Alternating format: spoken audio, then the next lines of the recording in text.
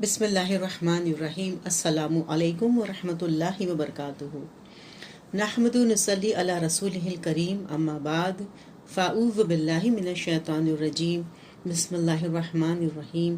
ربی زدنی علما، رب اشرح لی صدری ویسر لی امری واحلل عقدۃ من لسانی یفقہوا قولی۔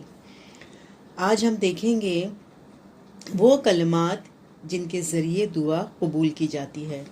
اسم اعظم کے وسیلے سے کی گئی دعا قبول ہوتی ہے۔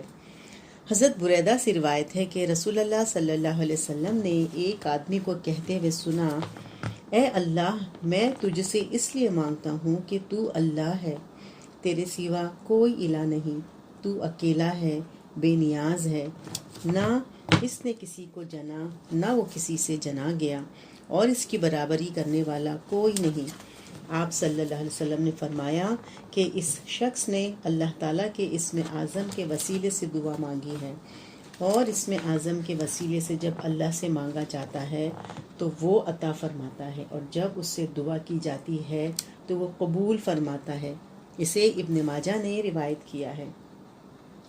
حضرت انس سے روایت ہے کہ نبی اکرم صلی اللہ علیہ وسلم نے ایک آدمی کو یوں دعا مانگتے ہوئے سنا، اے اللہ، میں تجھ سے سوال کرتا ہوں، کیونکہ ہر طرح کی حمد تیرے ہی لیے سزاوار ہے، تیرے سوا کوئی الہ نہیں، تو اکیلا ہے، تیرا کوئی شریک نہیں، تو احسان فرمانے والا ہے، زمین و آسمان کا پیدا کرنے والا ہے۔ اے بزرگی اور بخشش کے مالک، آپ صلی اللہ علیہ وسلم نے فرمایا، اس شخص نے اسم اعظم کے واسطے سے دعا مانگی ہے، اور اسم اعظم وہ ہے جس کے وسیلے سے دعا مانگی جائے تو قبول کی جاتی ہے، جب اس کے واسطے سے سوال کیا جاتا ہے تو پورا کیا جاتا ہے۔ اسے ابن ماجہ نے روایت کیا ہے۔ پھر قبولیت دعا کے دیگر کلمات جو ہیں درج ذیل ہیں۔ حضرت سعد کہتے ہیں کہ رسول صلی اللہ علیہ وسلم نے فرمایا، مچھلی والے حضرت یونس علیہ السلام کی دعا جو انہوں نے مچھلی کے پیٹ میں مانگی تھی، تیرے سوا کوئی الہ نہیں، تو ہر خطا سے پاک ہے، میں ظالموں میں سے ہوں، کے واسطے سے جب بھی کوئی مسلمان دعا کرتا ہے اللہ قبول فرماتا ہے۔ اسے احمد اور ترمذی نے روایت کیا ہے۔ حضرت عبادہ بن صامت کہتے ہیں کہ نبی اکرم صلی اللہ علیہ وسلم نے فرمایا، جو شخص رات میں جاگے اور کہے اللہ کے سوا کوئی الہ نہیں، وہ ایک ہے، اس کا کوئی شریک نہیں، بادشاہی اس کے لیے ہے، حمد کے لائق وہی ہے، اور وہ ہر چیز پر قادر ہے، اللہ پاک ہے، حمد اللہ ہی کے لیے ہے، اللہ کے سوا کوئی الہ نہیں، اللہ سب سے بڑا ہے، نیکی کرنے اور گناہ سے بچنے کی طاقت اللہ کی توفیق سے ہی ملتی ہے۔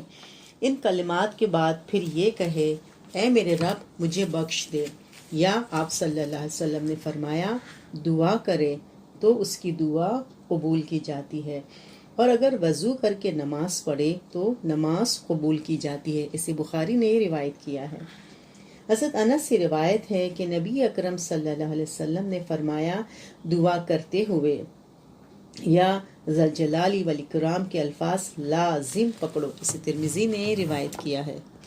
پھر دعا کے بارے میں ایک غلط فہمی کا ازالہ۔ قبولیت دعا کے بارے میں بعض لوگ یہ عقیدہ رکھتے ہیں کہ اللہ تعالیٰ گنہگار لوگوں کی دعا قبول نہیں کرتا، اور بزرگوں کی دعا کبھی رد نہیں کرتا۔ اس عقیدے کے نتیجے میں جو صورتحال پیدا ہوتی ہے، جو بڑی بڑی خرابیاں پیدا ہوتی ہیں، وہ کچھ یوں ہے۔ بندہ اللہ تعالیٰ سے اپنے تعلق کو ختم کر کے بزرگوں سے محتاجی کا تعلق قائم کر لیتا ہے، پہلی خرابی۔ دوسری، بزرگوں کی خوشنودی حاصل کرنے کے لیے ان کی خدمت میں نظر و نیاز پیش کرنا ضروری سمجھتا ہے۔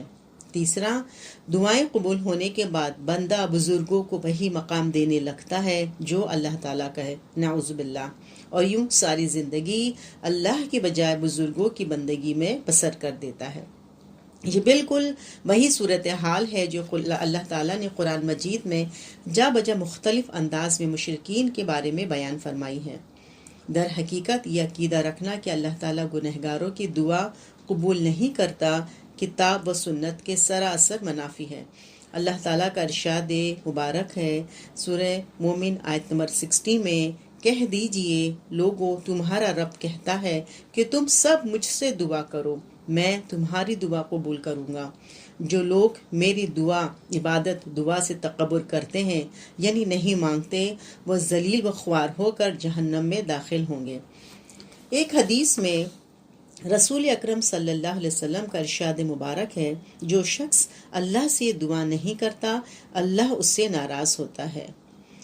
ترمذی مذکورہ بالا آیات اور حدیث میں تمام مسلمانوں کو خواہ نیک ہوں یا گنہگار بلا استثناء حکم دیا ہے کہ اللہ سے ضرور دعا کرو، اور دعا نہ کرنے والوں کو سزا کا فیصلہ بھی سنا دیا۔ اللہ کے نزدیک شیطان سے زیادہ ملعون اور معتوب کوئی نہیں ہو سکتا۔ اس نے کھلم کھلا اللہ کے حکم کی نافرمانی کی، اللہ تعالیٰ نے اسے مردود قرار دیا، لیکن اس کے باوجود جب اس نے اللہ سے دعا کی کہ اے میرے رب مجھے قیامت کے دن تک لوگوں کو گمراہ کرنے کی مہلت دے، تو اللہ تعالیٰ نے اس کی یہ دعا قبول فرمائی اور ارشاد فرمایا، کہا تجھے مقرر دن کے وقت یعنی قیامت تک کے لیے مہلت ہے۔ سورہ ہجر آیت نمبر 36 سے 38 تک۔ شیطان کی درخواست کسی نیک مقصد کے لیے نہ تھی، بلکہ بندوں کو گمراہ کرنے کے لیے تھی، تب بھی اللہ نے اس کی دعا رد نہیں کی۔ اللہ اس کی سنی تو کیا پتہ چلا، اس کے باوجود یہ سمجھنا کہ گنہگاروں کی دعا اللہ قبول نہیں فرماتا محض شیطانی فریب ہے۔ وہ ذات بابرکت جو اتنی رحیم و کریم ہے، اپنے دشمنوں، باغیوں اور سرکشوں کو زندگی بھر ہر طرح کی نعمتوں سے نوازتی چلی جاتی ہے، ان کی ساری ضرورتیں، حاجتیں پوری کرتی ہے، تو پھر یہ کیسے ممکن ہے کہ اس کے اپنے بندے جب اس سے کوئی چیز مانگے تو وہ نہ دے؟ جس طرح یہ عقیدہ باطل ہے کہ اللہ تعالیٰ گناہ گاروں کی دعا قبول نہیں کرتا، اسی طرح یہ عقیدہ بھی باطل ہے کہ اللہ تعالیٰ بزرگوں کی دعا کبھی رد نہیں کرتا۔ حضرت نوح علیہ السلام نے بیٹے کو طوفان میں غرق ہوتے دیکھا تو اللہ تعالیٰ سے دعا کی، اے میرے رب میرا بیٹا میرے گھر والوں میں سے ہے اور تیرا وعدہ سچا ہے، لہٰذا اسے بچا لے، تو سب حاکموں سے بڑا حاکم ہے۔ سورہ ہود آیت نمبر 45۔ اللہ تعالیٰ نے حضرت نوح علیہ السلام کی یہ دعا نہ صرف یہ کہ رد فرما دی، بلکہ ساتھ یہ بھی ارشاد فرمایا، سورہ ہود آیت نمبر 46، اے نوح میں تجھے نصیحت کرتا ہوں کہ اپنے آپ کو جاہلوں کی طرح نہ بنا لے۔ قیامت کے دن حضرت ابراہیم علیہ السلام اللہ تعالیٰ سے عرض کریں گے، اے میرے رب تو نے مجھ سے وعدہ فرمایا تھا کہ قیامت کے دن مجھے رسوا نہیں کرے گا، لیکن تیری رسوائی اس سے زیادہ کیا ہو سکتی ہے کہ میرا باپ تیری رحمت سے محروم ہے۔ اللہ تعالیٰ ارشاد فرمائے گا، میں نے جنت کافروں کے لیے حرام کر دی ہے۔ چنانچہ حضرت ابراہیم علیہ السلام کی خواہش کو رد کرتے ہوئے اللہ تعالیٰ حضرت ابراہیم کے والد کو بجو بنا کر جہنم میں ڈالیں گے۔ اسے بخاری نے روایت کیا ہے۔ رسول اکرم صلی اللہ علیہ وسلم نے اپنی امت کے لیے 3 دعائیں کی۔ نمبر 1، میری امت قحط سے ہلاک نہ ہو، قبول ہے، اللہ نے کہا۔